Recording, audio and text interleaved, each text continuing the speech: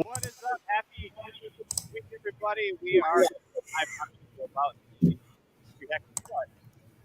Your microphone sucks every single time we go live right away. I haven't done anything. I was going to say, is it just me or can you not even hear the guy? Every Magic Mike show this happens. Good Lord, what a start to this show. I was like, I thought, like, is there something wrong with my speakers? Can I not hear them? And I turned it way up, and then you came through and I was like, whoa, that was booming. So who knows if we're going to hear Magic today. I think I figured it out. StreamYard has my mic set to be automatically low when I start talking. Does it have it set to go underwater? Because that's what it sounds like. Just like this, right? Anyways, we're off to a great start here. Hey, we're live talking about the fields are just out now for the Bluegrass Stakes, the Wood Memorial, and the Anita Derby. So we're going to give you our live instant reactions to those. Happy to have you joining us. Let us know what you think in the comments about these. We'll start with the Bluegrass. This is the feature race of the entire week, and I would say we have 12 3-year-olds all lined up here. Aaron, you and I just got done talking about this for the preview. It's going to be at racingdudes.com and youtube.com/racingdudes. But tell me again, what do you think about this field kind of as a whole? It's a fun field, right? There's a lot of different ways you can kind of go. When we sat here last week, we're talking about the Florida Derby, and all three of us kind of sat here and I was like, well, it's Barrio. Let's just go on to the next race. Here, I think there's a lot of debate. Smile Happy draws the 10 hole. I don't think that's great for him. For a horse that's probably going to be the favorite. So immediately my eyes kind of were like, I think we can beat that one. There's some horses that are kind of on the upswing, like a horse like Zandon, and then a horse, hopefully getting a better trip, maybe getting a little bit softer pace to kind of, hopefully get out in front, number 6, Emmanuel. So a lot of different ways you can go. To me, there wasn't a winner that really jumped off the screen immediately like Barrio last week. Mike, what do you think about this field here?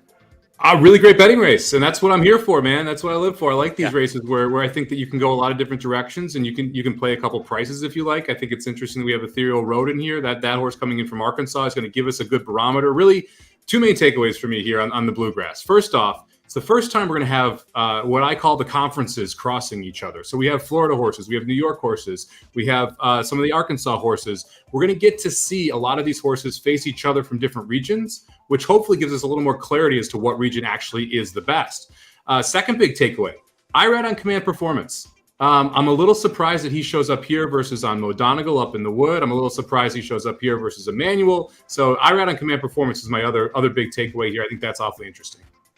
Aaron, what are you making that face for? This is something we're going to hear for 3 or 4 days from him. It's interesting. I didn't say it's a positive or a negative. It's just interesting. You would have thought he'd be on Mo Donegal if he was that high on Mo Donegal in the Wood. Maybe if we're going to take it like that and not take it like, Command Performance is going to win this, then I'm okay with it. Well, I agree with Nick, too, here in the chat. I think we need to see the rest of the PPs and who else Irad is riding, and if it's maybe a different horse that he's at Keeneland for. But you would think that he would be where his Derby mount is. You'd think that Classic Causeway may not be his Derby mount anymore, which means that it would be this weekend that you would find that. Yeah, he is riding Golden Pal. Like I said, he's coming back, obviously, for the Breeders' Cup win. So that's obviously a very good mount. He's riding Dulce Zell for Chad Brown as well. A pretty good horse. I'm just scrolling through here. Oh, he's riding Obisos. I don't think he came for that horse. Let's see. He stayed for that horse. He didn't come for that horse. He's going to ride Lady Rocket in the Madison. So Golden Pal, probably the big reason why. But it is interesting that he gets on. I mean, you would think he would want anybody but Command Performance in this race. I don't know. Maybe he's doing a favor. I'm not sure. You're going to hear Command Performance's name a lot. We always do. it's not for me, right? Not for me. But it goes to what Mike is saying. This is a great betting race because not only Yes. Command Performance, another horse, the three of us on the screen, I think are going to be all against. It's going to take a lot of money. Is the 10 Smile Happy, a horse that is the second choice just by a hair behind Epicenter in the Kentucky Derby future wager pool that starts this weekend. So, Mike, let me throw it back to you. Smile Happy, most overbet horse in this race. It will be interesting. I'm actually excited. I'm going to talk to the ownership group of Smile Happy tomorrow. So I'm going to get to interview the ownership group that owns both Rattle and Roll and Smile Happy. I'm excited to hear what they have to say. Obviously, the interview on White Barrio's owner was very interesting and brought a lot of stuff to light. So looking forward to talking to them tomorrow. That'll be up on the Racing Dudes YouTube page tomorrow as well. And that may change my mind here on kind of the direction that I'm headed. But it's tough to take Smile Happy at a short price here. I thought he did get a little bit of a trouble trip down in Louisiana, but he still had quite a bit of work to do. You'd expect he's going to be a little better here, second off the layoff, second time out. And the plan was always to try and hit that three-race progression that you see from a lot of these trainers, where you want that third race to be the Kentucky Derby. And so this was the plan all along, but now it's a little bit more of a gamble. You have to run well here just to make the gate. Speaking of horses that need to run well here just to make the gate, Steven had our question here. Aaron, is Emmanuel finally going to get his stuff together? And also, yes, Zandon with Flavian Pratt could be huge. I think all three of us are going to agree on that one. Yeah, I love Zandon coming into this spot. Emmanuel, I think the big key is going to be the pace, right? The pace in the Florida Derby was not the Florida Derby. The Fountain of Youth was a little bit faster than what he had been used to. This race, we're going a little longer. We do have the presence of Fenwick. That's a horse that showed early speed last time out.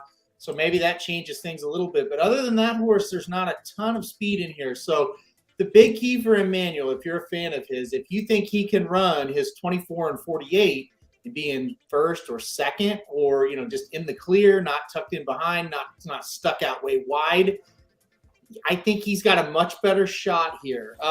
So I don't blame you if you kind of like him. I'm not going to personally put him on top, but he's one I'm going to think about. I'm going to analyze his pace situation a little bit more. Like I said, the field just came out, but he certainly is going to get a better trip, you would think, in this spot. I think you also have to factor in Volcanic, who was not very good in the Tampa Bay Derby, but did face the Pletcher that came back to run second in the Florida Derby second time out and actually beat him. So we have a very good horse who's on the upswing, who Volcanic was able to get by second time out. Be interesting to see if he takes the money here and where he's placed early on in the race. I think he could also be part of that pace pressure. Go back to the chat. A lot of people showing a lot of love for Zandon. Chris brings up a point that was he brought it up earlier too. Really looking to fade whoever comes out of this race. He wants Zandon Smile Happy to win so he can fade them in a month. And then Bree, I love this comment. I read so reckless. Take Pratt on a donkey. Interesting. Gentlemen, any other horses here that really jump out at you? We got two other races to talk about. So as exciting as this race is, I don't want to hover on it too long. Not really to me. I think a lot of people are loving Zandon in the chat, and as of right now, I kind of am too.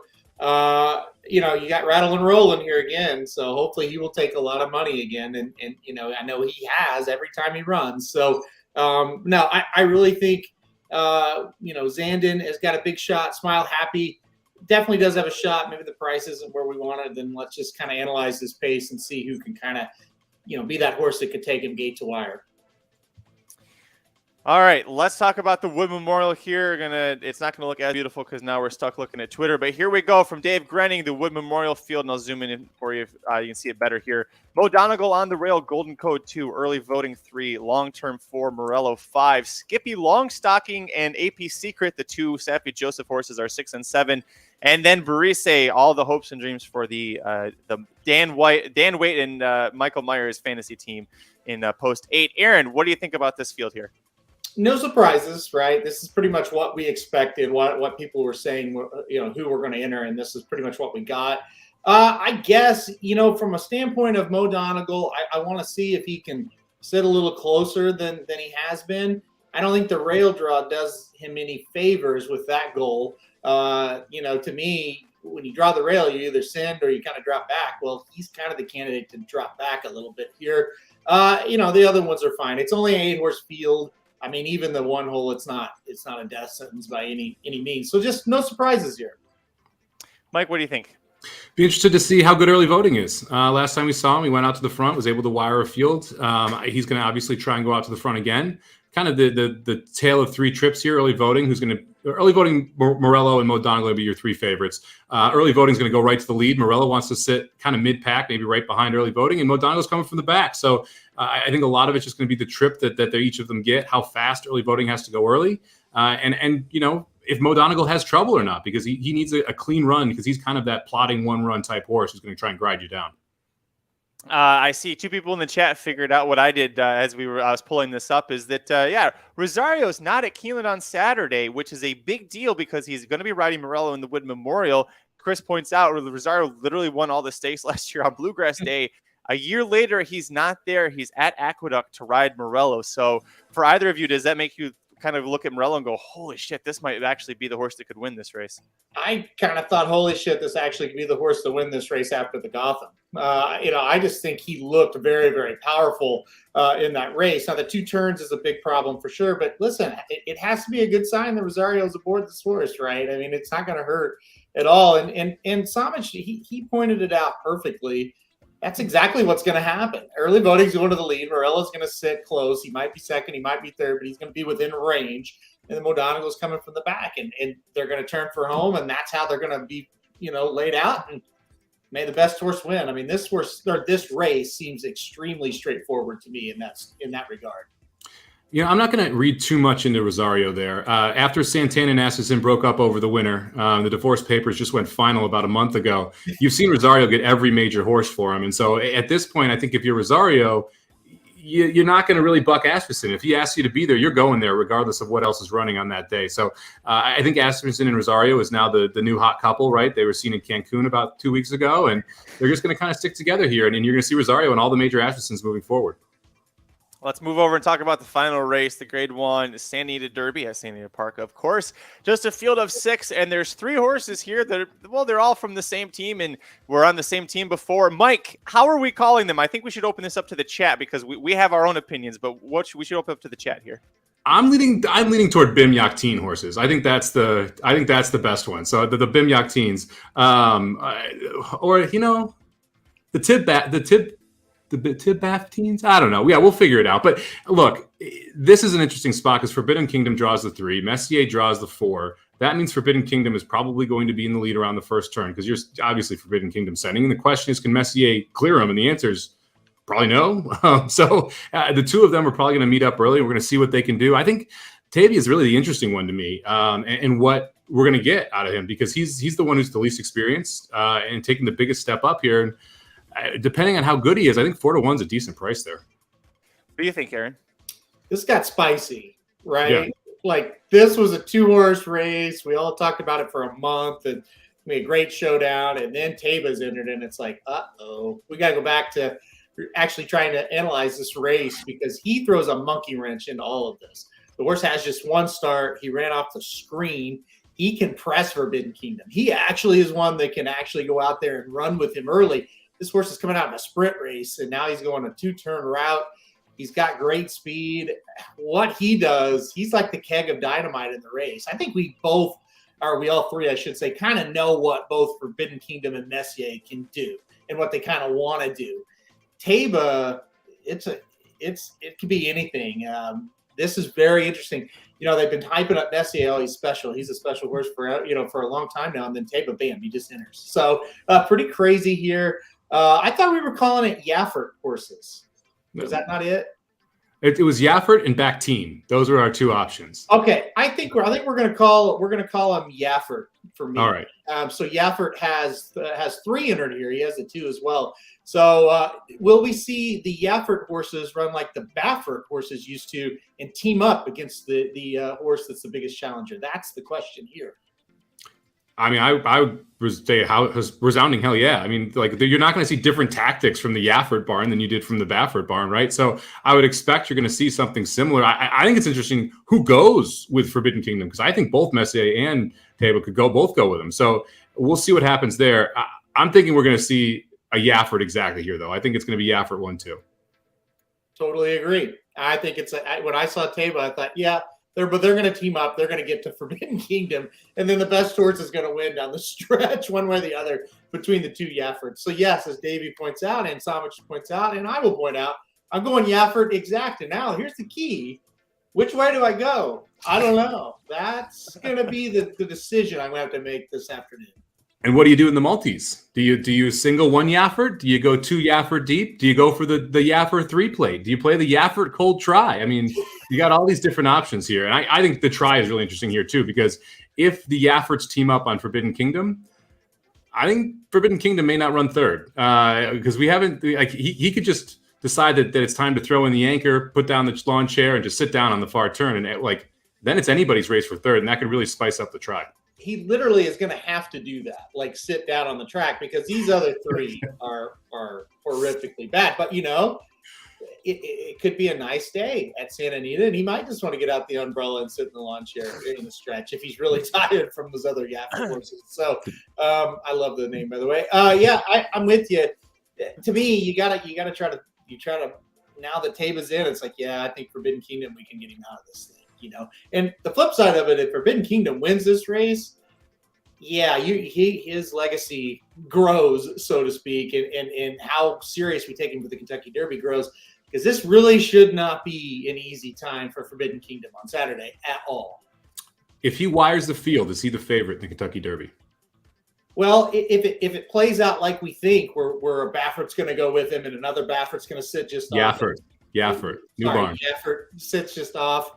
Yeah, I think he is the favorite. If he's able to take pressure from one Yaffert and hold off another Yaffert, that's going to be very impressive from Forbidden Kingdom. It's going to be really, really tough for him. And like I said, if he does it, he certainly could be the favorite. It's going to be an interesting race. And by the way, of all the 6-horse Santa Anita Derby fields we've had, I'd say this is one of the better ones we've had in recent memory. So it's at least, like you said, Taiba interesting. Taiba, however you pronounce it, him entering makes things a lot more interesting. And hey, if you're more interested in more thoughts about the Kentucky Derby or racing in general, HellRaceNews.com. We've got free picks for every race, every track across the country. We have the inside track to the Bluegrass Stakes wagering guide available for pre-sale right now. You see it here on the screen. Go to racingnews.com and click on that. You can pre-order the guide now if you're a member of the Racing Dudes premium subscription.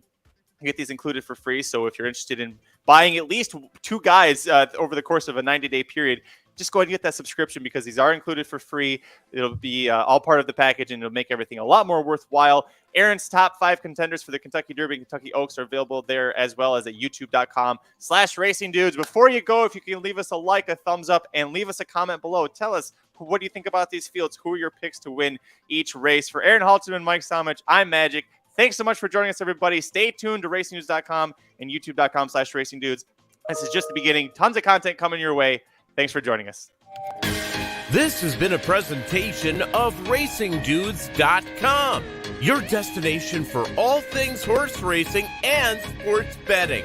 Whether you want free winners, expert insider picks, up-to-the-minute trackside weather reports, or podcasts and videos for bettors of all skill levels, never make another wager without visiting the Racing Dudes. First,